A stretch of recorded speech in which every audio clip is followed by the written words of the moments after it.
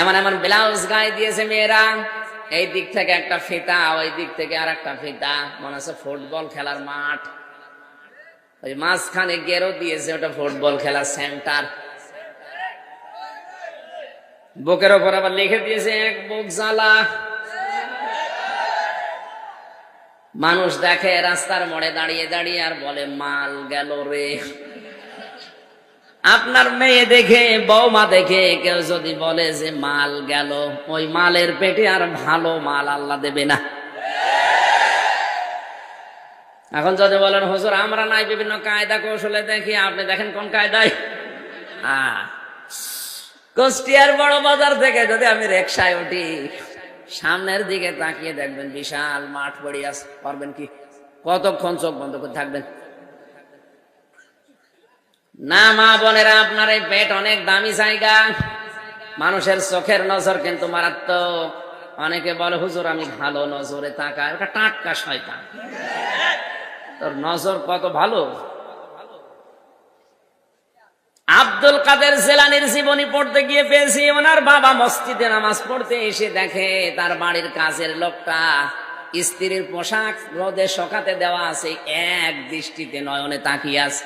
উনি অনেকক্ষণ খেয়াল করলেন, বাড়িতে এসে স্ত্রীর পোশাকে আগুন লাগিয়ে দিলেন। স্ত্রী বলে নতুন পোশাক কিনে দিলে আগুন লাগাও কোন কারণে? স্বামী ডাক দিয়ে বলে দেখো, নামাজ পড়ে মসজিদ থেকে আসার সময় দেখি বাড়ির ওই কাজের লোকটা তোমার পোশাকের দিকে এক দৃষ্টিতে তাকিয়ে আছে।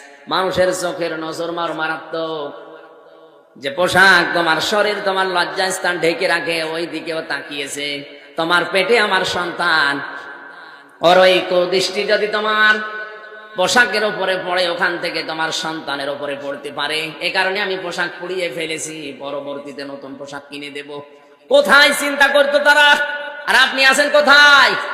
এমনি পেটে আব্দুল কাদের জিলানী আসবে, এমনি ওস্তাদকে গিয়ে বলবে না আমি এটা পড়তে পারবো না, যে জিনিসের অর্থ নেই ওই জিনিস আমি পড়ি না।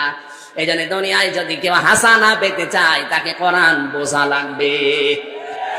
3 নম্বরে শুধু বোঝা না, এটা আবার আমল করা লাগবে, কাজে পরিণত করা লাগবে। এই কোরআনে আল্লাহ 500-র উপরে সবক দিয়েছেন। কি দিয়েছেন? সবক।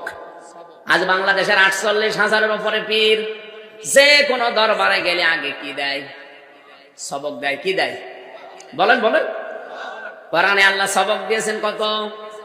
আরো জোরে।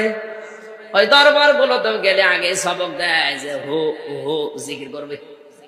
অথচ কোরআনে কারিমের প্রথম সবক হচ্ছে ইকরা, পড়। কি বলেন বলেন? পড়াশোনা করেন আপনি।